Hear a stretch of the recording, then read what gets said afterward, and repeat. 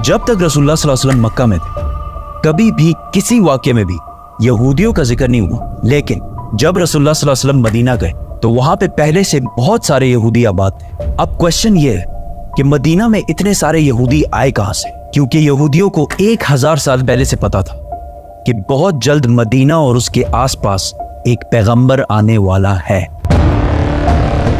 आज से तकरीबन 70 साल पहले 3 अरबी शेफर्ड्स फलस्तीन के पहाड़ों में अभी घूम फिर रहे थे कि अचानक उन्हें दूर से एक पहाड़ में एक गार, एक केव देखा।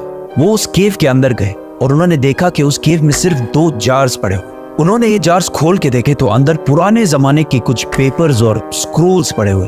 उन्होंने सोचा पता नहीं कोई चीज होगी बस, तो उन्होंने बाजार जाकर थोड़े पैसों के बदले इनको बेच दिया। वहां से ये स्क्रोल्स किसी तरह अमेरिका के एक साइंटिस्ट के हाथ लगे, जिसको डायरेक्ट पता लग गया कि ये यहूदियों की आसमानी किताब तौरात है, लेकिन ये किसी अजीब से स्टाइल से लिखी हुई थी और आज के जमाने की सारे तौरात से मुख्तलिफ थी।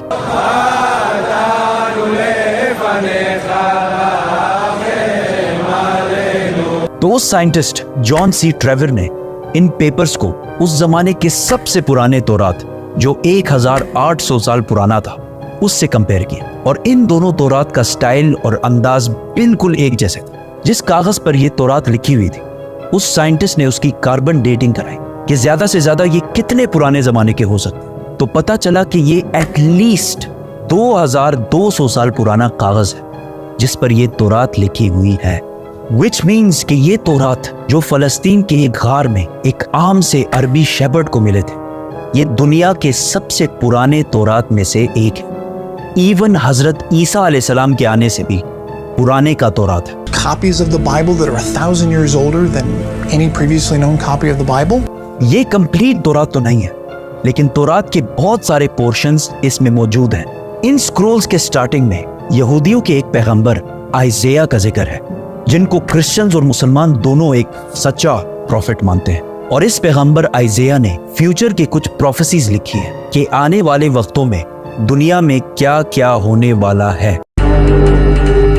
पहली प्रोफेसी ये थी कि बख्ते नसर बेबीलोन का बहुत ताकतवर बादशाह, जिसने हजारों साल पहले यहूदियों की बिल्कुल हिटलर की तरह तबाही फेर दी थी। इस तौरात की पहली प्रोफेसी ये है कि अभी तो बख्ते नसर हमारे ऊपर बहुत जुल्म कर रहा है, लेकिन बहुत जल्द एक शख्स इसकी हुकूमत को तबाह बर्बाद कर दे और यहूदियों को उनके इलाके में वापस आबाद करेगा। ये प्रोफेसी इस तौरात से भी 300 साल पहले पूरी हो चुकी थी, साइरस द ग्रेट की शक्ल में, जो ईरान का एक बहुत ताकतवर बादशाह था, जिसको आज बहुत सारे मॉडर्न इस्लामिक स्कॉलर्स जुल्करनैन भी समझते हैं। Actually, he was Cyrus. He was the king of Persia. ये भी एक बहुत इंटरेस्टिंग स्टोरी है, तो सब्सक्राइब। इस तौरात की दूसरी प्रोफेसी की वजह से यहूदी मदीना में आबाद। इस दुनिया के सबसे पुराने तौरात प्रोफेसी कुछ ऐसे है, देखो मेरा गुलाम जिसे मैं कायम रखता हूं, मैं अपनी रूह को इसमें डालूंगा और वो दुनिया में इंसाफ कायम करेगा, और जब तक वो जमीन पे इंसाफ कायम ना कर ले वो पीछे नहीं हटेगा और ना उसे कोई कुचल सकेगा, और मैं बुतों को अपनी तारीफ छीनने नहीं दूंगा। और जिन आबादियों में कैदार के लोग रहते हैं खुश हो जाएं। कैदार, कैदार, इसको याद रखें। सेला के लोग पहाड़ के ऊपर चढ़कर चीख चीख कर खुशी के नारे लगाएं। Let them give glory to their Lord. Now, let's break this down. सबसे पहले कहा गया है कि कैदार के लोग खुशियां मनाएं। तो अब ये कैदार कौन है और कहां है? कैदार इब्राहिम अलैहिस्सलाम के बेटे इस्माइल अलैहिस्सलाम के दूसरे बेटे का नाम, और इस कैदार के बच्चों ने अरब में एक बहुत बड़ी सल्तनत कायम की, और रसूलुल्लाह सल्लल्लाहु अलैहि वसल्लम भी इस्माइल अलैहिस्सलाम के इस बेटे कैदार की नस्ल में से। दूसरा जिक्र है बुतों का। उस जमाने में सबसे ज्यादा बुतों की इबादत अरब में की जाती थी। अब इससे यह तो क्लियर है कि पैगंबर अरब में आएगा। प्रॉफिट आइज़ाया ने तौरात में दूसरी प्रोफेसी ये की थी कि सेला के लोग पहाड़ पर चढ़कर जोर जोर से खुशी के नारे लगाएं। ये सेला लफ्ज SELA आज भी तौरात में इसी तरह लिखा जाता है। अब ये सेला अरब में किधर है? This is very interesting. मेरी बात ना माने, गूगल मैप्स तो सबके पास होता है। गूगल मैप्स पर लिखें सेला अरब, और सर से दबाएं। आप सीधा इस पहाड़ की लोकेशन पर पहुंचेंगे। ये पहाड़ आज भी मदीना में है, और सिर्फ मदीना में ही नहीं बल्कि मस्जिद नबवी का सबसे नजदीक पहाड़ यही सेला पहाड़ है। मस्जिद नबवी से ये पहाड़ सिर्फ 500 मीटर दूर है, किलोमीटर भी नहीं, मीटर। तो तौरात में सेला के लोगों को कहा गया है कि पहाड़ पर चढ़ो और खुशी के नारे लगाओ, क्योंकि सब कुछ तौरात में यहूदियों को पहले ही बता दिया गया। यहूदियों को इस बात का पूरा अंदाजा था कि बहुत जल्द मदीना में एक पैगंबर आने वाला है। तो आहिस्ता आहिस्ता बहुत सारे यहूदी फलस्तीन से मदीना और इसके आसपास शिफ्ट होना शुरू हुए कि काश हम उस पैगंबर से मिल सकें। और एक दफा तो यहूदी और रोमन एम्पायर की लड़ाई के बाद बहुत सारे यहूदी मदीना और इसके गिर्द जमा होना शुरू हुए, और खैबर को, जो मदीना के सबसे करीब सिटी समझी जाती थी, उसको अपना हेडक्वार्टर बनाया। मदीना के अरब यहूदियों के नॉलेज और उनके बिजनेस करने के तरीके से बहुत ज्यादा इम्प्रेस थे, जिस तरह आज भी पूरी दुनिया यहूदियों के इंटेलिजेंस और बिजनेस के तरीके से बहुत इम्प्रेस है। आहिस्ता आहिस्ता मदीना में यहूदी बढ़ने लगे और मदीना के अरबियों और यहूदियों के दरमियान लड़ाइयाँ होना शुरू हुई। और हमेशा यहूदी मदीना के अरबियों को कहते थे कि आज तो तुम लोगों ने जो करना है कर लो, लेकिन जब हमारा पैगंबर आएगा तब हम तुम लोगों को नहीं छोड़ेंगे। मदीना के अरबी हमेशा इस बात से डरते थे कि कहीं वाकई इनका प्रॉफिट आके हमें खत्म ही ना कर दे। मदीना वालों को जनरेशंस एंड जनरेशंस तक ये बात बताई जा रही थी, जिसकी वजह से मदीना वालों को यकीन हो गया था कि बहुत जल्द एक पैगंबर आने वाला है। इस सब के दरमियान अचानक एक दिन मक्का से एक आदमी मदीना आया जिसका नाम था मसअब बिन उमैर, और उन्होंने मदीना के लोगों को इस्लाम की दावत दी और बताया कि मक्का में एक अरबी पैगंबर आया है जिसकी बात कोई भी मक्का में नहीं माना। यह सुनकर मदीना वाले हैरान हो गए कि एक अरबी बोलने वाला पैगंबर, हो सकता है ये वही पैगंबर है जिससे यहूदी हमें बार बार डराते रहते। तो मदीना वालों ने डायरेक्ट दुनिया में सबसे पहले इस्लाम कबूल कर लिया। यहूदियों को जब इस बात का पता चला कि हमारा पैगंबर तो अरबियों में आ गया, तो उन्होंने साफ डिनाई कर दी कि ये वो पैगंबर है ही नहीं। लेकिन फिर भी कुछ यहूदियों ने इस्लाम कबूल भी किया और इस्लाम के लिए जान भी दी। और तौरात में मोहम्मद सल्लल्लाहु अलैहि वसल्लम के बारे में जो पहले से कहा गया था, ये भी यहूदी जो मुसलमान हो गए थे, ये भी उन्हीं यहूदियों ने डिस्कवर किया था। इसीलिए हजरत सलमान फारसी को भी एक क्रिश्चियन प्रीस्ट ने मदीना ही भेजा था कि वहां एक पैगंबर आने वाला है। यहूदियों ने इस सब को डिनाई कर दिया कि ये वो पैगंबर है ही नहीं, और सिर्फ इनको पैगंबर मानने से इनकार नहीं किया, बल्कि रसूलुल्लाह सल्लल्लाहु अलैहि वसल्लम के खिलाफ हर तरह की साजिश भी की। लेकिन यहूदियों की ताकत खैबर की जंग के बाद पूरे अरब में हमेशा के लिए खत्म कर दी, और वो सारा माल जो यहूदियों ने हंड्रेड्स ऑफ ईयर्स में जमा किया था, सारा मुसलमानों को मिल गया। और मक्का वालों को भी पता चल गया कि खैबर के बाद अगली बारी मक्का वालों की। सबसे पहले काबा को मक्का में इब्राहिम अलैहिस्सलाम ने बनाया था, We all know that। लेकिन यहूदी और ईसाई जो इब्राहिम अलैहिस्सलाम को एक सच्चा पैगंबर मानते हैं, वो सारी इंपॉर्टेंस जेरूसलम को देते हैं और मक्का को बस एक आम सी सिटी कहते हैं, और कहते हैं कि मक्का का इब्राहिम अलैहिस्सलाम और उनके खुदा से कोई ताल्लुक नहीं है। लेकिन इन्हीं की किताब तौरात में क्लियरली लिखा हुआ है कि मक्का में ही खुदा का घर है। आज से 80 साल पहले वर्ल्ड वॉर 2 में हिटलर ने जब नेदरलैंड्स को फतह किया, तो आज जितने भी यहूदी थे उन सारों को एक लाइन में खड़ा किया और आहिस्ता आहिस्ता इन सारों को एक कमरे में ले जाया गया, जिधर गैस से इन सारों को आसानी से कत्ल कर दिया जाता। उधर खड़े सारे यहूदी अपनी मौत का इंतजार कर रहे थे, और इन सब की जबान पर तौरात का एक ही कलमा था, साम 84। ये साम 84 यहूदियों की मेन किताब तनाख और हिब्रू बाइबल के बुक ऑफ साम्स में लिखी हुई है। तनाख यहूदियों के लिए सबसे इंपॉर्टेंट किताब है, और इस तनाख के 3 मेन हिस्से हैं। तौराह जो मूसा अलैहिस्सलाम पर नाजिल हुई, नबियान जो यहूदियों की बाकी पैगंबरों पर नाजिल हुई, और कैटुएम जिसका एक हिस्सा द बुक ऑफ साम्स है जो दाऊद अलैहिस्सलाम पर नाजिल हुई थी, जिसे मुसलमान ज़बूर के नाम से जानते हैं। साम 84 में लिखा है, कितनी खूबसूरत है आपके रहने की जगह, ए अजीम रब। ब्लेस्ड आर द पीपल जो आपके घर में रहते हैं और हर वक्त आपकी इबादत करते हैं, और उनका दिल सिर्फ पिलग्रिमेज हज की तरफ होता है। जब वो बक्का के खुश्क वादी के पास से गुजरते हैं, बक्का बक्का, तो वो उस वादी को स्प्रिंग्स, चश्मों में बदल देते हैं। They go from strength to strength, जिसका असली हिब्रू तर्जुमा है They go from mountain to mountain। यहूदियों की इस किताब में क्लियरली लिखा है कि खुदा का एक घर है बक्का की खुश्क वादी में है और उसके पास चश्मा भी है और वहां लोग पहाड़ से पहाड़ की तरफ जाते हैं। ये क्लियरली काबा की बात हो रही है जो मक्का में है, जिसके पास जमजम का कुआं है और लोग सफा के पहाड़ से मरवा की तरफ जाते हैं। लेकिन यहां तो लिखा है कि अल्लाह का घर बक्का में है। इसका मक्का से क्या ताल्लुक है? ताल्लुक है कुरान की सूरह आले इमरान में अल्लाह फरमाते हैं कि कह दीजिए कि अल्लाह ने जो कहा है सच कहा है और पैरवी करो इब्राहिम की जो बिल्कुल अपराइट थे और मुशरिक नहीं थे। यकीनन पहला घर जो लोगों के लिए बनाया गया अल्लाह की इबादत के लिए वही है जो बक्का में है, बरकत वाला और हिदायत का सेंटर है सारे जहानों के लिए। तो ऐ किताब वालों, तुम क्यों अल्लाह की आयतों से इनकार करते हो? कुरान और तौरात दोनों ने मक्का को मक्का नहीं बल्कि बक्का कहा है और बक्का मक्का का ही पुराना नाम है। मुसलमानों का पहला किबला मक्का के बजाय जेरूसलम में बैतुल मुकद्दस था।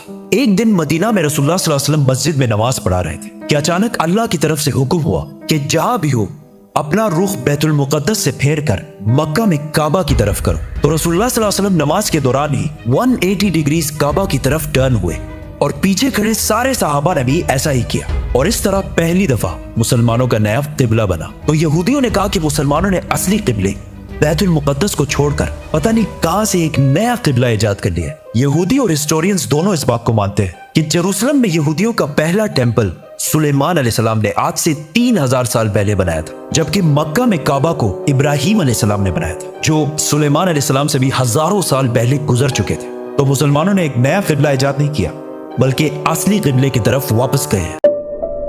यहूदी मजहब में इब्राहिम अलैहिस्सलाम ने इस्माइल अलैहिस्सलाम और उनकी मां हाजर को पारान के डेजर्ट में छोड़ा था, जिसको आज बहुत सारे हिस्टोरियंस हिजाज का इलाका समझते हैं और इसी हिजाज में मक्का भी वाक़या है। यहूदियों के रिलीजन में इस्माइल अलैहिस्सलाम की इतनी इंपॉर्टेंस नहीं है जितनी इसहाक अलैहिस्सलाम की है और वो कहते हैं कि इब्राहिम अलैहिस्सलाम को इसहाक अलैहिस्सलाम को ज़िबा करने का हुक्म दिया गया था, इस्माइल अलैहिस्सलाम को नहीं। लेकिन वो हमेशा से इस्माइल अलैहिस्सलाम और उसकी औलाद को नेक और सच्चे लोग मानते हैं और इसका अंदाजा इस मूवी के क्लिप से होगा जो यहूदियों ने मूसा अलैहिस्सलाम पर बनाई थी। जब मूसा अलैहिस्सलाम मिस्र से भागकर जैथरो के पास पनाह लेते हैं तो जैथरो उनसे कहते हैं, Abraham is the father of many nations. We are the children of Ishmael, his firstborn. We are the obedient of God. काबा को बनाने के बाद मक्का का पहला नाम बक्का था और यहाँ ज्यादातर इस्माइल अलैहिस्सलाम की औलाद आबाद थी। जैसे जैसे वक्त गुजरता गया आहिस्ता आहिस्ता बहुत सारे और ट्राइब्स भी मक्का में रहने लगे और यहाँ का नाम बक्का से मक्का में बदल गया और ऐसा हिस्ट्री में बार बार हुआ है, जैसे बॉम्बे और मुंबई। आहिस्ता आहिस्ता लोग असली रिलीजन को छोड़कर बुतों की इबादत करने लगे और काबा को भी अजीब अजीब बुतों से भर दिया। रसूलुल्लाह सल्लल्लाहु अलैहि वसल्लम की उम्र जब 35 साल थी तो एक दिन बारिशों की वजह से काबा की छत अचानक गिर गई तो मक्का के लोगों ने काबा को दोबारा बनाने का इरादा किया, लेकिन सिर्फ हलाल पैसों से। जैसे ही वो काबा की टूटी दीवार बनाने लगे तो एक दीवार पर कुछ अजीब सा लिखा हुआ था। उन्होंने ये पढ़ने की कोशिश की लेकिन ये अरबी में नहीं किसी और जबान में लिखा हुआ था। आखिर एक यहूदी ने आके इनको बताया कि यहूदियों की जबान अरामेक है और इस पर लिखा है I am Allah the Lord of बक्का और ये मैंने तब बनाया था जब मैंने आसमान और जमीन और चांद और सूरज को बनाया था और ये तब तक कायम रहेगा जब तक इसके 2 पहाड़ कायम है। और आज भी काबा के गिलाफ के ऊपर मक्का नहीं बक्का लिखा हुआ है। काबा जब दोबारा मक्का वालों ने बनाना शुरू किया तो सारे कबीलों की आपस में लड़ाई शुरू हो गई। कौन सा कबीला हजर अस्वद को उसकी असली जगह पर लगाएगा? तो आखिर कुरैश के सबसे बड़ी उम्र वाले शख्स ने कहा कि जो भी नेक्स्ट काबा के दरवाजे से एंटर होगा वही डिसाइड करेगा। एंड अचानक रसूलुल्लाह सल्लल्लाहु अलैहि वसल्लम काबा में दाखिल हुए और वो पैगंबर नहीं थे इस टाइम। तो सब ने कहा कि हमें मंजूर है क्योंकि मोहम्मद सबसे ज्यादा सादिक और अमीन है। तो रसूलुल्लाह सल्लल्लाहु अलैहि वसल्लम ने इनकी लड़ाई खत्म करने के लिए हजर अस्वद को एक चादर के दरमियान में रखा और सारे कबीलों को कहा कि इस चादर को साइड से पकड़ लो। और जैसे ही वो उस जगह पहुंचे तो रसूलुल्लाह सल्लल्लाहु अलैहि वसल्लम ने हजर अस्वद अपने हाथों से काबा के अंदर फिट किया। लेकिन काबा इस टाइम भी 360 बुतों से भरा हुआ था और काबा की चाबी उस्मान बिन तलहा के पास थी। पैगंबर बनने के बाद एक दिन रसूलुल्लाह सल्लल्लाहु अलैहि वसल्लम उस्मान बिन तलहा के पास आए और उनसे काबा की चाबी मांगी तो उन्होंने कहा कि काबा की चाबी और आप।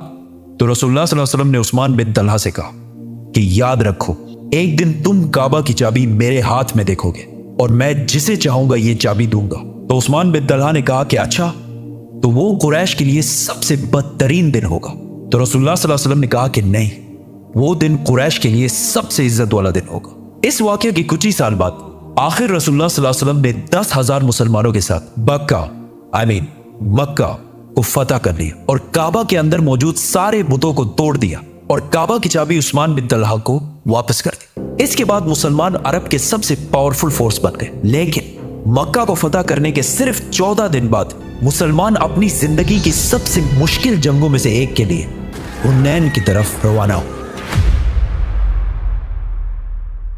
कुरान की सबसे बड़ी प्रेडिक्शंस में से एक द ग्रेट रोमन एम्पायर के बारे में थी। जब सुपर पावर रोमन एम्पायर बिल्कुल खत्म होने वाली थी, उसी टाइम कुरान ने कहा कि नहीं, जंग रोमन एम्पायर ही जीतेगी।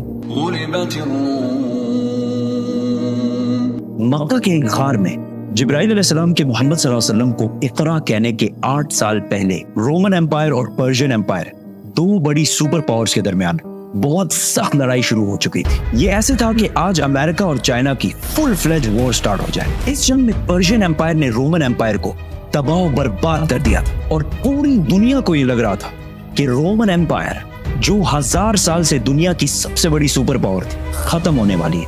और ये रोमन एम्पायर कोई छोटी चीज नहीं थी। आज तक पूरी दुनिया में उसी रोमन एम्पायर का बहुत बड़ा इन्फ्लुएंस है। ये वीडियो मैं बना रहा हूं जुलाई के महीने।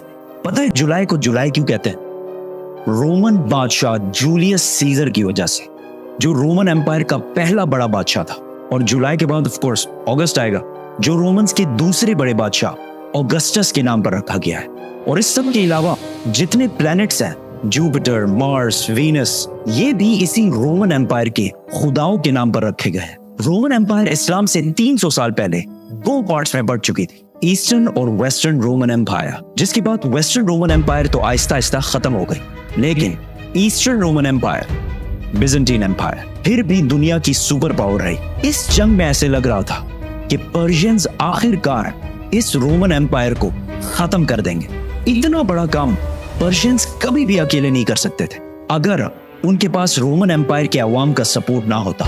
जंग से पहले रोमन एम्पायर के अवाम अपने बादशाह और अपने फौज से बहुत तंग आ चुके थे, क्योंकि इस्लाम से 8 साल पहले रोमन बादशाह मोरिस, जिसको अवाम बहुत पसंद करती थी, उसके आर्मी जनरल फोकस ने तख्त से हटा दिया था और उसकी बीवी और 8 बच्चों को उसके आंखों के सामने बहुत ही बुरी तरह कत्ल कर दिया था। और इन सब के सरों को इस्तांबुल में, उस जमाने में कॉन्स्टेंटिनोपल में, सारी अवाम के सामने लटका दिए थे। तो ये सब देखकर रोमन एम्पायर की अवाम ने इस नए बादशाह के खिलाफ हर तरफ बगावत शुरू कर दी। तो जैसे हर ताकतवर करता है, उसने इन प्रोटेस्टर्स को पूरी तरह क्रश किया और हजारों लोगों को जेलों में डाला और हजारों लोगों को कत्ल भी किया, ताकि अवाम में खौफ फैल जाए। लेकिन आहिस्ता आहिस्ता ये प्रोटेस्ट और भी ज्यादा फैलते गए। ये सब कुछ सुना सुनाया नहीं लग रहा? पर्शियन बादशाह खुसरो ने जब देखा कि रोमन एम्पायर की अवाम अपने बादशाह के खिलाफ हो गई है, तो उसने इस टाइम का फुल फायदा उठाया और रोमन एम्पायर पर हमला कर दिया। और आहिस्ता आहिस्ता रोमन एम्पायर की बहुत इंपॉर्टेंट प्रोविंसेस, सीरिया, इजिप्ट, फलस्तीन पर कब्जा कर लिया। तो आहिस्ता आहिस्ता रोमन एम्पायर की अवाम और फौज को समझ आ गई कि फोकस से ना हो पाएगा। तो उन्होंने अफ्रीका के गवर्नर, जिसकी लोग बहुत इज्जत करते थे, उससे मदद मांगी। तो उसने अपना बेटा हेराक्लियस को कॉन्स्टेंटिनोपल भेजा। जैसे ही वो पहुंचा, अवाम और फौज ने मिलकर पिछले बादशाह को हटा दिया और हेराक्लियस को अपना नया एम्परर बनाया और फोकस के साथ वही कुछ किया जो उसने पिछले बादशाह के साथ किया था। हेराक्लियस जैसे ही बादशाह बना, उसे पता चला कि 90,000 क्रिश्चियंस को कत्ल करके पर्शियंस ने यहूदियों की मदद से फलस्तीन पर कब्जा कर लिया है और क्रिश्चियंस की सबसे मुकद्दस होली जगह द होली सेपल्कर को तबाह कर दिया है। इसकी क्रिश्चियनिटी में वही अहमियत है जो इस्लाम में बैतुल्लाह शरीफ की है। और वो क्रॉस जिस पर जीसस को मारा गया था, अकॉर्डिंग टू द क्रिश्चियंस, उसे वहां से उठाकर अपने कैपिटल थेसिफोन, मदियन ले गए हैं। ये ऐसी था कि आज काबा से कोई हजर अस्वद उठा के ले जाए। कैन यू इमेजिन दुनिया में क्या होगा? इस जंग में रोमन्स किस लेवल तक हार चुके थे, इसका अंदाजा इस लेटर से होगा। जो पर्शिया के बादशाह खुसरो ने रोमन एम्परर हेराक्लियस को लिखा था, जो आज तक बिल्कुल ठीक ठाक मौजूद है। फ्रॉम खुसरो, सब खुदाओं से बड़ा खुदा, master of the whole world, to Heraclius, मेरा एक छोटा सा गुलाम। तुम कहते हो तुम्हारा खुदा सबसे बड़ा है, तो किधर है वो खुदा? और उसने जेरूसलम को मुझसे बचाया क्यों नहीं? ये सब दो सुपर पावर्स के दरमियान इधर हो रहा था, लेकिन इससे बहुत दूर मक्का के गार में खुदा ने एक आदमी की तरफ अपना एक फरिश्ता भेजा और कहा, Muhammad, read. इस्लाम ने आते ही यहूदी और क्रिश्चियंस के सारे पैगंबरों को सही कहा, जिसकी वजह से पहले लोगों को लग रहा था कि इस्लाम एक नया रिलीजन नहीं बल्कि क्रिश्चियनिटी की ही एक ब्रांच है।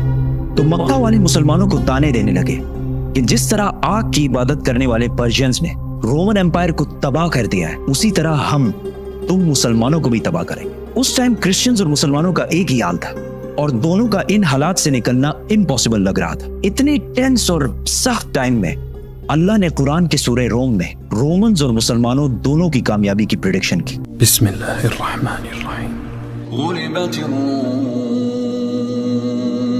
पास वाले मुल्क में रोमन्स डिफीट हो चुके हैं, लेकिन इस हार के कुछ ही साल बाद ये दोबारा कामयाब होंगे और वो दिन वो होगा जब अल्लाह की दी हुई फतह पर मुसलमान खुशियां मना रहे होंगे। इन आयत में दो प्रेडिक्शंस की गई है कि आज तो रोमन्स हार रहे हैं, लेकिन कुछ सालों बाद रोमन्स दोबारा कामयाब होंगे और उसी दिन मुसलमान भी अपनी कामयाबी का जश्न मना रहे होंगे। मक्का में सबने इन आयत का बहुत मजाक उड़ाया कि रोमन एम्पायर का बच जाना इम्पॉसिबल है, लेकिन हजरत अबू बकर रज़ियल्लाहु तआला अन्हु का इस्लाम के पहले दिनों में ही कुरान पर इतना यकीन था कि उन्होंने मक्का के एक काफिर से शर्त लगाई कि अगर रोमन्स 3 साल बाद कामयाब ना हुए तो मैं तुम्हें 10 ऊंट दूंगा, और अगर कामयाब हो गए तो उस टाइम तक इस्लाम में गैम्बलिंग और शर्त लगाना बैन नहीं हुआ था। जब रसूलुल्लाह सल्लल्लाहु अलैहि वसल्लम को इस शर्त का पता चला तो उन्होंने अबू बकर रज़ियल्लाहु तआला अन्हु से कहा कि इस शर्त में 3 साल का टाइम बढ़ाकर 10 साल कर दो और ऊंट 10 से बढ़ाकर 100 कर दो। उस काफिर ने ये टर्म्स आसानी से मान लिए क्योंकि रोमन्स का जीतना इम्पॉसिबल हो चुका था। ब्रिटिश हिस्टोरियन एडवर्ड गिबोन, जिसने रोमन एम्पायर पर 6 वॉल्यूम्स की किताब लिखी है, उसने भी लिखा है कि कुरान की इस प्रोफेसी का 7-8 साल के बाद भी पूरा होने का कोई चांस नहीं लग रहा था, क्योंकि पर्शियंस बिल्कुल रोमन एम्पायर की कैपिटल कॉन्स्टेंटिनोपल के पास पहुंच चुके थे और इसे चारों तरफ से घेर लिया था। बट कॉन्स्टेंटिनोपल को फतह करना इम्पॉसिबल था और इस वाक़े के 900 साल बाद तक भी कॉन्स्टेंटिनोपल को कोई फतह नहीं कर सकता। आखिर इसे ऑटोमन एम्पायर उस्मानिया सल्तनत के सिर्फ 21 ईयर ओल्ड सुल्तान महमद ने कश्तिया पहाड़ों पर चढ़ाकर इसे फतह किया था। And I can't wait to tell that story. So subscribe. Constantinople जब हर तरफ से घेर लिया गया था तो हेराक्लियस ने पर्शियन बादशाह खुसरो को खत लिखा और उससे भीख मांगी कि तुम जो कहोगे हम करेंगे, सिर्फ हमें जिंदा रहने दो। लेकिन खुसरो ने कहा, एक शर्त है, तुम्हें क्रिश्चियनिटी छोड़कर हमारे रिलीजन मतलब आग की इबादत करनी पड़ेगी। तो रोमन एम्परर हेराक्लियस अपनी कैपिटल कॉन्स्टेंटिनोपल को छोड़कर ब्लैक सी की तरफ से पर्शियन एम्पायर की नॉर्दर्न साइड पे आ गया और उसी टाइम रसूलुल्लाह सल्लल्लाहु अलैहि वसल्लम भी मक्का को छोड़कर मदीना हिजरत कर गए। यहाँ पर हेराक्लियस ने पोप से मदद मांगी और उसे कहा कि पर्शियंस मेरे खिलाफ नहीं है, ये क्रिश्चियनिटी के खिलाफ है। तो पोप ने पूरे यूरोप से पैसे जमा किए और हेराक्लियस को भेजे, जिससे हेराक्लियस ने पर्शियन एम्पायर की नॉर्दर्न साइड से एक सरप्राइज अटैक की तैयारी की और पर्शियंस पर फुल फोर्स के साथ हमला कर दिया। क्योंकि पर्शियंस सारे इस्तांबुल फतह करने में बिजी थे तो उनके अपने किंगडम का डिफेंस बहुत कमजोर हो गया था। हेराक्लियस बहुत तेजी से आगे बढ़ता गया और एक के बाद एक सिटी फतह करता गया और आखिरकार वो उस सिटी पहुंचा जो पर्शियंस के लिए सबसे होली सिटी थी, जो पर्शियंस का मक्का था, जिसमें उनका सबसे बड़ा आग का टेंपल भी था, जिसमें आग बहुत सालों से जल रही थी। तो हेराक्लियस ने अपना पूरा बदला लिया और उस सिटी को उसी तरह तबाह किया जिस तरह उन्होंने जेरूसलम को तबाह किया था। इस वाक़े के बाद गेम कंप्लीटली चेंज होने लगी और ये कई सालों में रोमन्स की पहली बड़ी जीत थी और वो इसके बाद अपनी खोई हुई सल्तनत दोबारा हासिल करने लगे। और इसी टाइम सिर्फ 313 मुसलमानों ने मक्का के काफिरों को जंगे बदर में हरा दिया और अपनी पहली जंग जीतने का जश्न मनाने लगे और कुरान की प्रोफेसी पूरी हो गई। अबू बकर रज़ियल्लाहु तआला अन्हु ने जो शर्त लगाई थी वो जीत गए और मक्का के उस बंदे ने उसे 100 ऊंट दिए। लेकिन उस टाइम इस्लाम में गैम्बलिंग और शर्त लगाना हराम हो चुका था। तो रसूलुल्लाह सल्लल्लाहु अलैहि वसल्लम ने कहा कि ये 100 के 100 ऊंट गरीबों में बांट दो। हेराक्लियस आगे बढ़ता गया और आखिर पर्शिया के कैपिटल टेसिफोन मदियन को चारों तरफ से घेर लिया। पर्शियंस को जब कोई और उम्मीद नजर नहीं आई तो खुसरो के बेटे ने अपने बाप और अपने 18 भाइयों के सर काट दिए और रोमन एम्पायर के सामने सरेंडर कर दिया। और इस जंग में रोमन एम्पायर का जितना नुकसान हुआ था वो सारे पैसे वापस करने का वादा किया और अपनी सारी फौज को रोमन एम्पायर से वापस बुला लिया। मतलब पर्शियन एम्पायर बहुत ही बुरी तरह हार गई। रोमन एम्पायर ने उस क्रॉस को जो पर्शियंस जेरूसलम से बहुत गुरूर में लेकर गए थे वापस लाया और उसे उसी जगह पर रखा जहां वो पहले था। और इसी साल मुसलमानों और मक्का वालों के दरमियान सुलह हुदैबिया की हिस्टोरिक एग्रीमेंट हुई जिससे मुसलमानों की तकदीर हमेशा के लिए बदल गई और कुरान ने इसे एक बहुत बड़ी फतह कहा। हेराक्लियस अब तो दुनिया का सबसे ताकतवर बादशाह बन गया था। लेकिन सुलह हुदैबिया के कुछ ही अरसे बाद रसूलुल्लाह सल्लल्लाहु अलैहि वसल्लम ने इसी हेराक्लियस को एक लेटर लिखा और इसे इस्लाम की दावत दी। लेकिन हेराक्लियस नहीं माना और अगले कुछ ही सालों में मुसलमानों ने ऑलमोस्ट पूरी रोमन एम्पायर को फतह कर लिया और सिर्फ रोमन एम्पायर को नहीं पर्शियन एम्पायर को भी फतह कर लिया। और आज तक मुसलमानों से ये इलाके दोबारा कोई भी नहीं छीन सका। इंसानों की तारीख की सबसे बड़ी सैर, 7 आसमानों की सैर, अल-इस्रा वल Meraj. You believe that Muhammad went to heaven on a winged horse? Yes, I believe in God. शब मेराज में सिदरतुल मुंतहा। ये इतना अजीम सफर मक्का में रसूलुल्लाह सल्लल्लाहु अलैहि वसल्लम की जिंदगी के सबसे मुश्किल और सख्त टाइम में हुआ। पहले आप सल्लल्लाहु अलैहि वसल्लम का बाइकआउट किया गया, फिर आप सल्लल्लाहु अलैहि वसल्लम के दिल के सबसे करीब लोग हजरत अबू तालिब और हजरत खदीजा रज़ियल्लाहु ताला अन्हा की वफात, फिर ताइफ में आप सल्लल्लाहु अलैहि वसल्लम को इतने पत्थरों से मारा गया कि जूते खून से भर गए। एंड टू टॉप दैट मक्का में आप सल्लल्लाहु अलैहि वसल्लम की सिटीजनशिप भी खत्म कर दी गई। और जब आप सल्लल्लाहु अलैहि वसल्लम मक्का में किसी और की पनाह में रह रहे थे, अल्लाह ने इसी सबसे मुश्किल टाइम आप सल्लल्लाहु अलैहि वसल्लम को इंसानों की तारीख की सबसे बड़ी सैर कराई, 7 आसमानों की सैर। A journey like none before.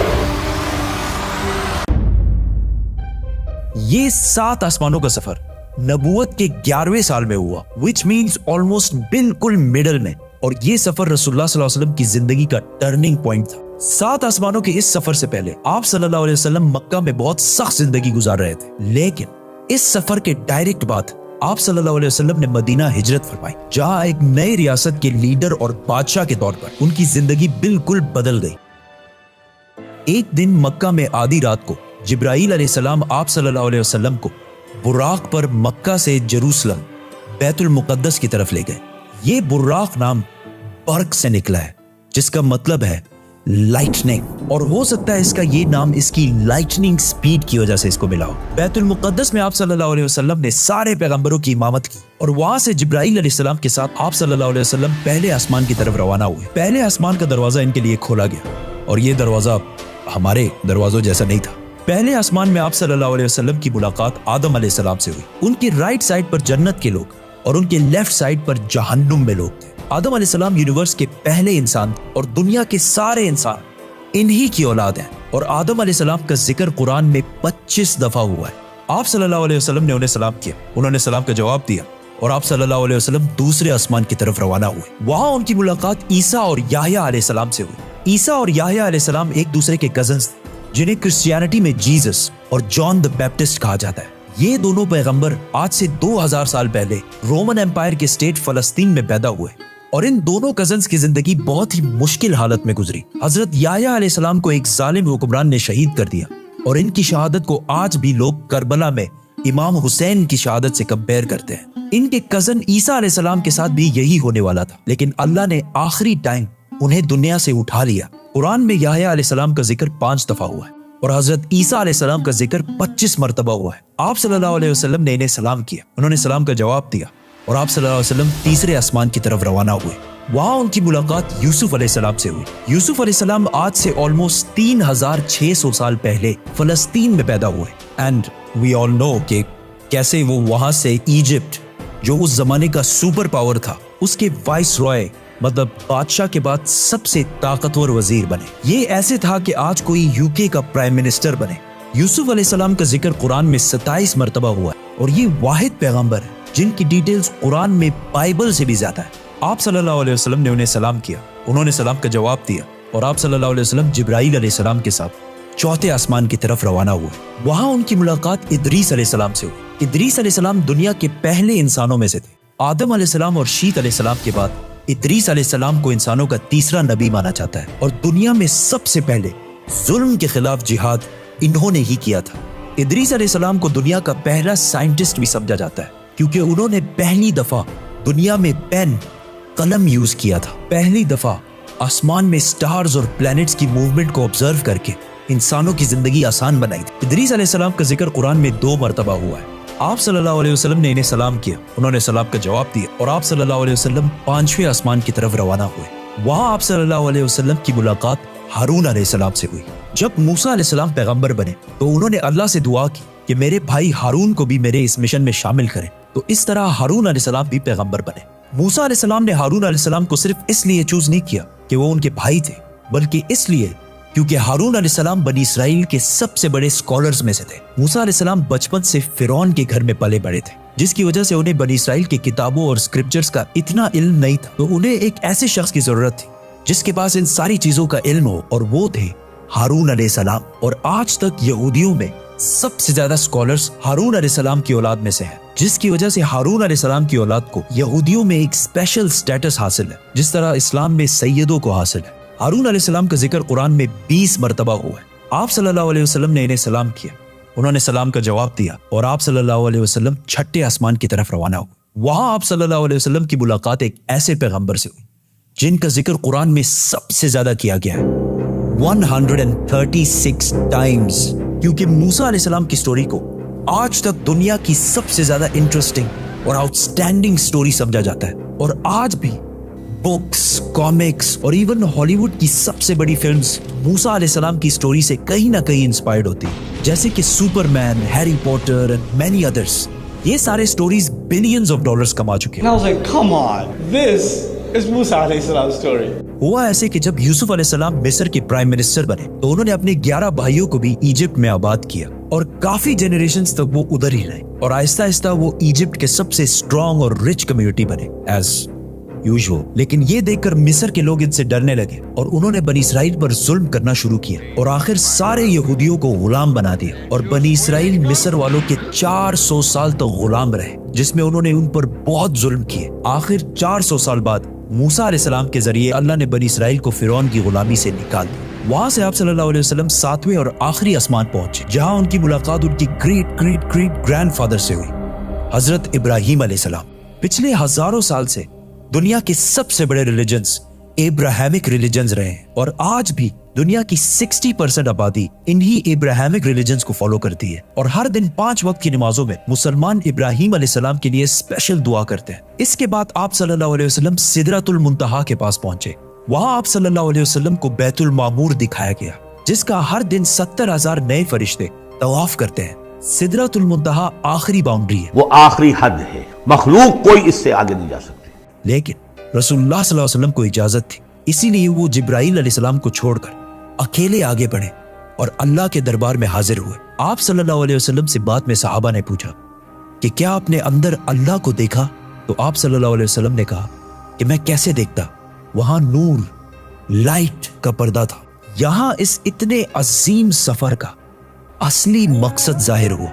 यहां इस्लाम का सबसे बड़ा हुक्म मुसलमानों पर फर्ज हुआ, नमाज, जो पिछले 1400 साल से पूरी दुनिया के कोने कोने में अदा हो रही है। इससे पहले नमाज फर्ज नहीं हुई क्योंकि मक्का में मस्जिद बनाना इम्पॉसिबल था, लेकिन आसमानों के इस सफर के बाद मुसलमानों ने मदीना की तरफ हिजरत की और वहां इस्लाम की पहली मस्जिद बनाई, और इसी नमाज की वजह से मदीना में एक ऐसी डिसिप्लिन्ड और मजबूत कम्युनिटी बनी जिसने आगे जाके कुछ ही सालों में रोमन और पर्शियन एम्पायर, 2 बड़ी सुपर पावर्स को फतह कर लिया। उस वक्त आप सल्लल्लाहु अलैहि वसल्लम पर 50 नमाजें फर्ज हुई। जैसे ही आप सल्लल्लाहु अलैहि वसल्लम वहां से रवाना हुए, उनकी मुलाकात मूसा अलैहिस्सलाम से हुई। मूसा अलैहिस्सलाम ने उनसे कहा कि आपकी उम्मत 50 नमाजें कभी भी अदा नहीं कर सकती, तो आप अल्लाह के दरबार में वापस जाएं और उनसे इसे कम करने की रिक्वेस्ट कर। सही बुखारी में है कि रसूलुल्लाह सल्लल्लाहु अलैहि वसल्लम वापस गए और अल्लाह से रिक्वेस्ट की, जिस पर अल्लाह ने नमाजें 50 से कम करके 40 कर दी। आप सल्लल्लाहु अलैहि वसल्लम वापस मूसा अलैहिस्सलाम के पास गए तो उन्होंने कहा कि 40 भी इम्पॉसिबल है, वापस जाकर अल्लाह से रिक्वेस्ट करें कि वो 40 से भी कम करे। और इस तरह थोड़ा आना जाना चलता रहा और आखिर नमाजें 5 पर फिक्स हुई। लेकिन मूसा अलैहिस्सलाम ने फिर आप सल्लल्लाहु अलैहि वसल्लम को कहा कि आपकी उम्मत 5 नमाजें भी दिन में अदा नहीं कर सकती। लेकिन आप सल्लल्लाहु अलैहि वसल्लम ने कहा कि इसके बाद अल्लाह से नमाजें और कम करने में मुझे शर्म आती है, मैं 5 नमाजों पर राजी हूँ। आप सल्लल्लाहु अलैहि वसल्लम को इस सफर में जन्नत, दोज़ख और गुनहगार लोगों की सजाएं सब दिखाई गई। आखिर आप सल्लल्लाहु अलैहि वसल्लम जेरूसलम वापस बैतुल मुक़द्दस पहुंचे और वहां से वापस मक्का की तरफ रवाना हुए। रास्ते में उन्हें एक काफिला देखा जिनका एक ऊंट उनसे भाग गया था। जैसे ही आप सल्लल्लाहु अलैहि वसल्लम वापस मक्का पहुंचे तो मक्का वाले सारे सो रहे थे, विच मीन्स ये सारा कुछ आप सल्लल्लाहु अलैहि वसल्लम ने एक ही रात में किया था। अब ये कैसे पॉसिबल है? आइंस्टाइन की थ्योरी ऑफ रिलेटिविटी के मुताबिक What is time?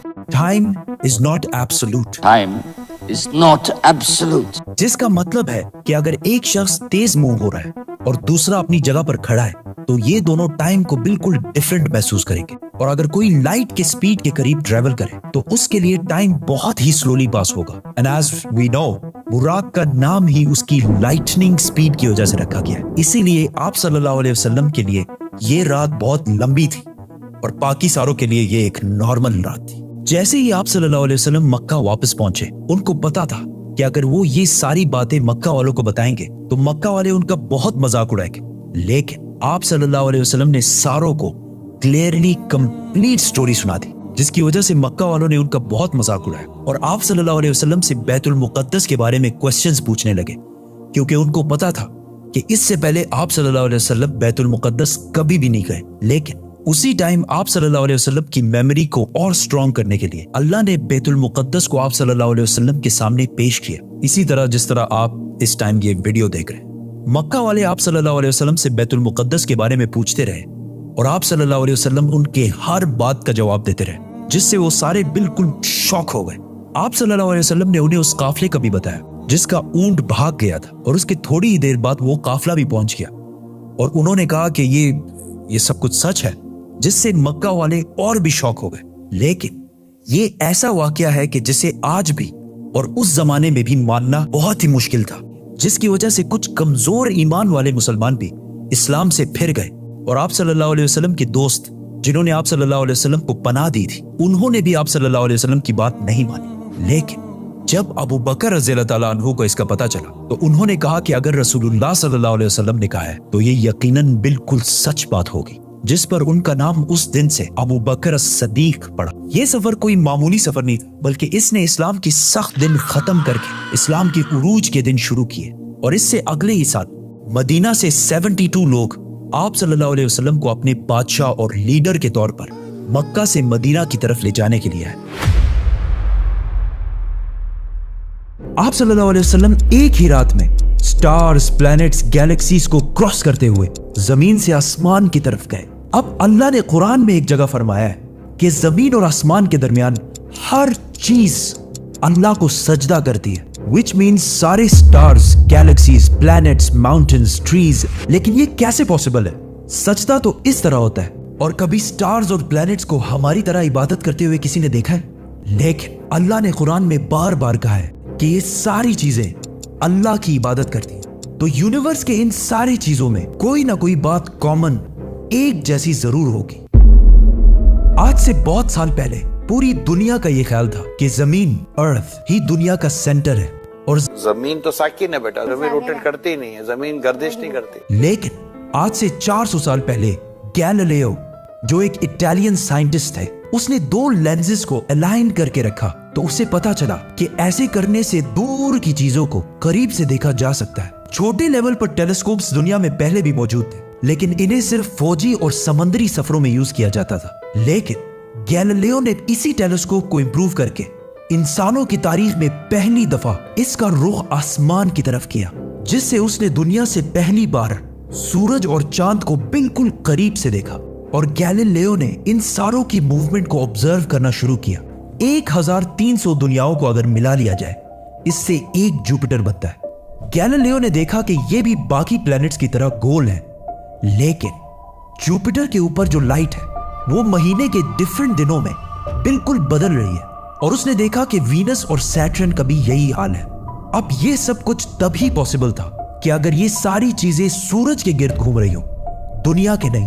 गैलीलियो ने ये बातें पूरी दुनिया को बताई कि यूनिवर्स का सेंटर दुनिया नहीं बल्कि सूरज है। लेकिन इस बात को सुनकर यूरोप के सारे चर्चेस उसके दुश्मन बन गए, क्योंकि उस जमाने के पोप का ये ख्याल था कि जमीन ही यूनिवर्स का सेंटर है। और सिर्फ पोप का नहीं, पूरी दुनिया का ये ख्याल था। जमीन तो साकिन है। जिसकी वजह से गैलीलियो को चर्च से ये सजा मिली कि वो हमेशा के लिए घर में बंद कर दिया जाएगा। लेकिन गैलीलियो ने अपना काम जारी रखा और उसकी इन रिसर्चेस को बाद में पूरी दुनिया ने माना। इवन पोप ने भी गैलीलियो के मरने के 350 साल बाद पूरी दुनिया के सामने उससे माफी मांगी और कहा कि हम गलत थे और आप सही थे। आहिस्ता आहिस्ता हमें पता चला कि जमीन यूनिवर्स का सेंटर नहीं है बल्कि ये सूरज के गिर्द घूमती है। और सूरज भी कोई इतनी बड़ी चीज नहीं है, बल्कि सूरज तो इसके जैसे अरबों खरबों स्टार्स की तरह मिल्की वे गैलेक्सी का एक छोटा सा हिस्सा है। और ये मिल्की वे गैलेक्सी अरबों स्टार्स से बनी हुई है और ये सारे बिलियंस ऑफ स्टार्स एक ही सर्कल में घूम रहे हैं।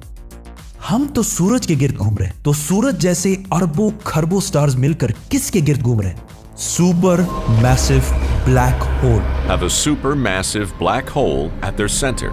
इस ब्लैक होल ने, जो हमारे सूरज से 40 लाख टाइम्स बड़ा है, ने पूरी गैलेक्सी को एक गोल सर्कल में रखा हुआ है। जिस तरह हमारे सूरज ने जमीन, जुपिटर, मार्स, इन सारे प्लैनेट्स को एक सर्कल में रखा हुआ है। लेकिन ये गैलेक्सी भी कोई इतनी बड़ी चीज नहीं है, बल्कि ये लाखों और गैलेक्सीज को मिलाकर एक छोटे से क्लस्टर का एक छोटा सा हिस्सा है। ये लाखों गैलेक्सीज मिलकर एक क्लस्टर बनाते हैं और ये क्लस्टर भी कोई इतनी बड़ी चीज नहीं है, बल्कि इस जैसे लाखों क्लस्टर्स मिलाकर एक सुपर क्लस्टर बनता है। और ऐसे हजारों सुपर क्लस्टर्स और भी मौजूद है। अब आपने ये नोट किया कि इन सारे स्टार्स, गैलेक्सीज, प्लैनेट्स में एक चीज कॉमन है कि इस पूरे यूनिवर्स में हर चीज किसी न किसी दूसरे ऑब्जेक्ट के गिर्द घूम रही है। और जब रसूलुल्लाह सल्लल्लाहु अलैहि वसल्लम भी आसमानों की तरफ गए तो उन्होंने बैतुल मामूर में फरिश्तों को नमाज पढ़ते हुए नहीं देखा। वो भी किसी चीज के गिर्द घूम रहे थे।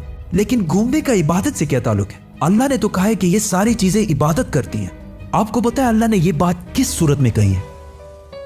सूरह हज में। हज में मुसलमान पूरी दुनिया से इस्लाम की सबसे मुकद्दस और होली जगह काबा के पास जाते हैं और बार बार इसके गिर्द घूमते हैं। अब इस सर्कल करने का मतलब क्या है? जब मुसलमान काबा के गिर्द घूमता है तो वो उस वक्त अकेला नहीं घूम रहा होता, बल्कि चांद, प्लैनेट, स्टार्स, गैलेक्सीज, क्लस्टर्स सारों के साथ एक ही इबादत में शामिल हो जाता है। तो ये सारी चीजें हमारी तरह इबादत नहीं करती, बल्कि हम मक्का जाकर इनकी तरह इबादत करते हैं। लेकिन इस आयत में तो लिखा है कि ये सारी चीजें अल्लाह को सजदा करती हैं। सजदा का मतलब सिर्फ हमारे वाला सजदा नहीं है, बल्कि अल्लाह के निजाम के मुताबिक चलने को भी सजदा कह सकते हैं। लेकिन अल्लाह ने इस आयत में सिर्फ स्टार्स, गैलेक्सीज और प्लैनेट्स का नहीं कहा, बल्कि हर चीज, पहाड़, दरख्त, जानवर, सब का कहा है। ये तो सर्कल्स में नहीं घूमते। आज से हजारों साल पहले एंशिएंट ग्रीस में ये कॉन्सेप्ट बना कि कायनात की हर चीज एक बहुत ही छोटे पार्टिकल, एटम से बनी हुई है, जिसको फिर 2000 साल तक पूरी दुनिया भूल गई। लेकिन आज से 200 साल पहले इस कॉन्सेप्ट पर रिसर्च दोबारा शुरू हुई और साइंसदानों की रिसर्च से पता चला कि एटम सबसे छोटा पार्टिकल नहीं है, बल्कि इसके अंदर और भी पार्टिकल्स हैं, जैसे प्रोटॉन्स, न्यूट्रॉन्स, इलेक्ट्रॉन्स। प्रोटॉन्स और न्यूट्रॉन्स हमेशा एटम के सेंटर में होते हैं और इलेक्ट्रॉन्स हमेशा इनके गिर्द घूम रहे होते हैं। ऑलमोस्ट बिल्कुल उसी तरह जिस तरह प्लैनेट सूरज के गिर्द घूमते हैं और स्टार्स ब्लैक होल के गिर्द घूमते हैं, जिसका मतलब है कि कायनात की हर चीज चाहते या ना चाहते हुए किसी ना किसी चीज का तवाफ कर रही है। और जब कोई मुसलमान काबा का तवाफ करने जाता है तो वो कायनात की हर छोटी से छोटी चीज, जैसे एटम के अंदर इलेक्ट्रॉन से लेकर कायनात के सबसे बड़े ऑब्जेक्ट्स, प्लैनेट्स, स्टार्स, गैलेक्सीज और इवन बैतुल मामूर में फरिश्तों के साथ एक ही इबादत में शामिल हो जाते हैं। हो सकता है इसीलिए इस्लाम में तवाफ करना सबसे बड़ी इबादत है। तो जब सूरह हज में अल्लाह ने फरमाया कि ये सारी चीजें मेरी इबादत करती हैं, तो ये हमारी तरह इबादत नहीं करती, बल्कि हम मक्का में काबा का तवाफ करके इनकी तरह अल्लाह की इबादत करते हैं। लेकिन इन सारी चीजों का तवाफ करने का एक फिक्स टाइम है और जैसे ही ये टाइम पूरा होगा तब हर शख्स मालूम कर लेगा कि वो क्या लेकर आया है। आप सल्लल्लाहु अलैहि वसल्लम की वफात से पहले उन्होंने सहाबा को बहुत सारे बातों का पहले से बता दिया था कि उनके जाने के बाद दुनिया में क्या क्या होने वाला है। एक दिन हजरत उमर रज़ियल्लाहु अन्हु बाकी सहाबा के साथ आप सल्लल्लाहु अलैहि वसल्लम के पास मस्जिद नबवी में बैठे हुए थे कि अचानक एक बहुत ही रोबदार और हैंडसम आदमी मस्जिद में दाखिल हुआ। उनके कपड़े एक्सट्रीमली व्हाइट और बाल बिल्कुल ब्लैक थे। उस दिन से पहले उन्हें मदीना में किसी ने भी नहीं देखा, मतलब वो मदीना के रहने वाले नहीं थे और उनके कपड़ों और बालों से बिल्कुल ऐसा नहीं लग रहा था कि वो कहीं दूर से ट्रेवल करके मदीना आए।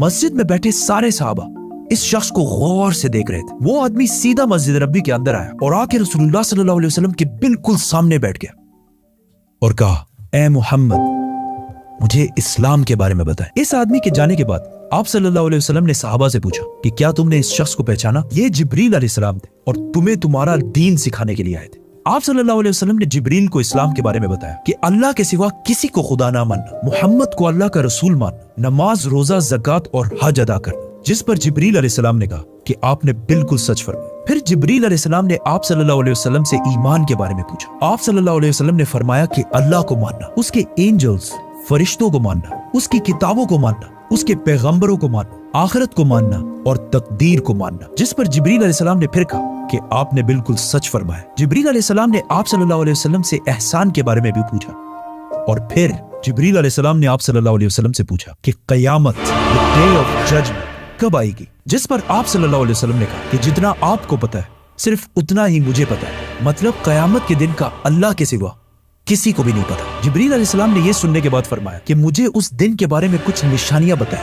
अब तक इस डिस्कशन में जितनी भी बातें हुई उन सबको आप सल्लल्लाहु अलैहि वसल्लम पहले भी एक्सप्लेन कर चुके, क्योंकि ये वाकया आप सल्लल्लाहु अलैहि वसल्लम की वफात से कुछ ही अरसे पहले हुआ था, जब ऑलमोस्ट सारा कुरान नाजिल हो चुका था। लेकिन इसके बाद जो आप सल्लल्लाहु अलैहि वसल्लम ने कयामत की निशानियां बताई, वो इससे पहले किसी को भी पता नहीं थी। और इन निशानियों का ताल्लुक सहाबा से ज्यादा हमसे है, क्योंकि जो निशानियां आप सल्लल्लाहु अलैहि वसल्लम ने बताई वो सहाबा ने अपनी जिंदगी में पूरे होते नहीं देखी, बल्कि वो निशानियां आज हम देख रहे हैं। Which means जिब्रील अलैहिस्सलाम सिर्फ सहाबा को नहीं बल्कि आज के मुसलमानों को भी कयामत की बहुत इंपॉर्टेंट निशानियां सिखाना चाहते थे। आप सल्लल्लाहु अलैहि वसल्लम ने जिब्रील अलैहिस्सलाम को जवाब दिया कि जब एक लौंडी अपने मालकन को जन्म देगी, जिसको बहुत सारे स्कॉलर्स समझते हैं कि जब औलाद अपने वालिदैन को गुलाम समझेगी, और जब ये नंगे पैर गरीब शेफर्ड्स, चरवाहे एक दूसरे से लंबी बिल्डिंग्स बनाने में कंपटीशन, मुकाबला करेंगे। जिब्रील अलैहिस्सलाम ने फिर कहा कि आपने बिल्कुल सच फरमाया और उठकर वहां से चले गए। आप सल्लल्लाहु अलैहि वसल्लम ने सहाबा को भेजा कि कोई जाकर इस आदमी को ढूंढे, लेकिन उस दिन के बाद ये आदमी किसी को भी नहीं दिखा। नाउ आप सल्लल्लाहु अलैहि वसल्लम ने नंगे पैर गरीब चरवाहों का जिक्र किया, जिन्हें उस जमाने में अरब बेडुइन्स, बद्दू कहा करते थे, जो अरब के बाकी कबीलों से हमेशा दूर रहते थे और कभी भी एक जगह पर नहीं रहते, बल्कि अपने जानवरों के साथ हमेशा ट्रेवल करते रहते थे, मतलब एक खानाबदोश नॉर्मैडिक जिंदगी गुजारते थे। ये इसलिए बहुत अजीब बात थी क्योंकि बद्दू पूरे अरब में सबसे गरीब कबीलों में से होते थे। सिर्फ उस जमाने में नहीं बल्कि इस हदीस के 1000 साल बाद भी ये बेडुइन्स अरब के सबसे लोअर क्लास होते थे। इसलिए सहाबा हैरान थे कि हमारी सोसाइटी के सबसे गरीब क्लास कैसे आपस में लंबी बिल्डिंग्स बनाने में मुकाबला करेंगे। आप सल्लल्लाहु अलैहि वसल्लम के बाद खिलाफत राशिदा हर तरफ फैलने के बाद दुनिया की सबसे बड़ी सुपर पावर बन गई। सिर्फ मुसलमानों में नहीं बल्कि ये उस वक्त तक इंसानों की तारीख की सबसे बड़ी एम्पायर थी, जो अलेक्जेंडर द ग्रेट और रोमन एम्पायर के जूलियस सीजर के एम्पायर से भी बहुत बड़ी थी। इसका फायदा उठाते हुए ये बेडुइन्स पूरे दुनिया में फैल गए, लेकिन फिर भी इनकी सबसे बड़ी पॉपुलेशन इसी अरब के इलाके में रही। आहिस्ता आहिस्ता वक्त गुजरता गया और इनका कल्चर बिल्कुल भी नहीं बदला। ये बेडुइन्स उसी तरह अपनी जिंदगी गुजारते रहे। आखिर 1000 साल बाद उस्मानिया खिलाफत के आखिरी जमाने में दुनिया पुराने तरीकों से एक नई इंडस्ट्रियल एज की तरफ बढ़ने लगी, तो आखिर उस्मानी खलीफा सुल्तान अब्दुल हमीद ने मुसलमानों को भी मॉडर्न दुनिया की तरफ लाने के लिए बहुत स्ट्रॉन्ग रिफॉर्म्स की और पूरी एम्पायर में बहुत सारे प्रोजेक्ट शुरू किए, जिसमें इस्तांबुल से मदीना तक एक ट्रेन भी बनाई गई। लेकिन इस ट्रेन के रास्ते में हमेशा एक बहुत बड़ी रुकावट थी, यही बेडुइन्स, क्योंकि इन्हीं बेडुइन्स ने इससे बहुत साल पहले 1757 में 20,000 हाजियों को शहीद भी किया था, जिसके बाद उस्मानिया सल्तनत इनके कल्चर को चेंज करने लगी और इन्हें खानाबदोश नॉर्मैडिक जिंदगी से एक परमानेंट इलाके में सेटल करने की कोशिश की। लेकिन बेडुइन कबीले उस्मानिया सल्तनत के इन रिफॉर्म्स से बिल्कुल भी खुश नहीं थे और आखिर सऊदी अरब के पहले बादशाह इब्ने सऊद ने बेडुइन्स को यूनाइट करके ऑटोमन एम्पायर के खिलाफ एक फौज बनाई और फिर ब्रिटिश की मदद से इस पूरे इलाके को फतह कर लिया, जिसे आज हम सऊदी अरेबिया कहते हैं। और कुछ सालों बाद इन इलाकों से ऑयल, तेल डिस्कवर होने के बाद यही बेडुइन्स, जिनकी इससे पहले कोई औकात नहीं थी, अब दुनिया के सबसे रिच लोगों में से बने और इनमें से बहुत सारे मिलियनियर्स और बिलियनियर्स भी सामने आए। लेकिन तेल डिस्कवर होने के बाद इन सारों को पता चला कि ये ऑयल हमेशा के लिए नहीं रहने बल्कि एक दिन बहुत जल्द खत्म होने वाली है, जिसके साथ इनकी सारी लग्जरीज भी खत्म हो जाएंगी। तो सबसे पहले दुबई के बादशाह शेख मोहम्मद बिन राशिद, जो एक बेडुइन बद्दू कबीले से हैं, जिन्होंने एक बार खलीज टाइम के इंटरव्यू में खुद ये कहा है कि उन्हें बेडुइन कबीले से होने पर फख्र है। उन्होंने दुबई को ऑयल से निकालकर टूरिज्म और बिजनेस की तरफ लाया और बहुत तेजी से कुछ ही सालों में दुबई दुनिया की बेस्ट सिटीज में से बन गई। और फिर कुछ सालों बाद दुनिया की सबसे लंबी बिल्डिंग बुर्जुल खलीफा भी दुबई में बनाई गई। ये अब तक इंसानों की बनाई हुई सबसे बड़ी बिल्डिंग थी। इससे पहले एक जमाने में, आज से 4500 साल पहले, इजिप्ट में फिरौनों के बनाए हुए pyramids, specifically the pyramid of Giza, इंसानों की बनाई हुई सबसे बड़ी बिल्डिंग और दुनिया की सबसे बड़ी बिल्डिंग होने का ये टाइटल इस पिरामिड के पास 3800 साल तक रहा। मतलब फिरौन के बाद 3800 साल तक कोई भी फिरौन से लंबी बिल्डिंग नहीं बना सकी। लेकिन 3800 साल बाद यूरोप के एक चर्च ने पिरामिड्स का ये रिकॉर्ड तोड़ दिया, जिसके बाद पेरिस के आईफिल टावर और 9/11 में तबाह होने वाले वर्ल्ड ट्रेड सेंटर भी दुनिया की सबसे बड़ी बिल्डिंग्स रह चुकी है। इसके बारे में फिर हम बात करेंगे, तो सब्सक्राइब। दुबई के इस अजीम कामयाबी को देखकर सऊदी ने भी इसे कॉपी करना शुरू किया और मक्का में काबा के बिल्कुल सामने दुनिया की चौथी सबसे बड़ी बिल्डिंग बनाई और कुछ ही साल बाद दुनिया की सबसे बड़ी बिल्डिंग का ऐलान करती है, किंगडम टावर या जद्दा टावर, जो दुबई के बुर्ज खलीफा से भी बड़ी होगी और इस तरह सऊदी यूएई से आगे निकल जाएगा। इस सारे प्रोजेक्ट को हेड करने वाले का नाम अल वलीद बिन तलाल है, जो कुछ साल पहले दुनिया के सबसे अमीर अरब जिन के कबीले का ताल्लुक अगेन एक बेडुइन कबीले से, जिसके बाद दुबई ने सऊदी से दोबारा आगे निकलने के लिए दुबई में एक नई दुनिया की सबसे बड़ी बिल्डिंग बनाने का ऐलान किया, जो इन दोनों बुर्ज खलीफा और जद्दा टावर से भी बड़ी होगी।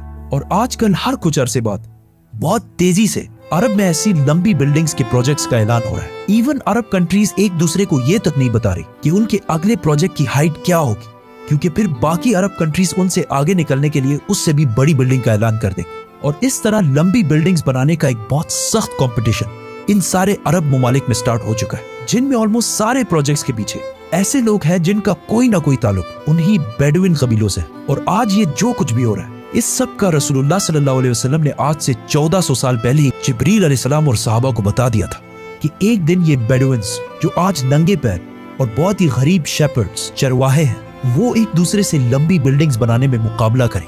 और ये कयामत की इतनी इंपॉर्टेंट निशानी है कि जिब्रील अलैहिस्सलाम खुद मुसलमानों को ये सिखाने आए थे। और आज रसूलुल्लाह सल्लल्लाहु अलैहि वसल्लम की बताई हुई इस निशानी को हम अपने आंखों के सामने पूरा होते देख रहे हैं। सब्सक्राइब।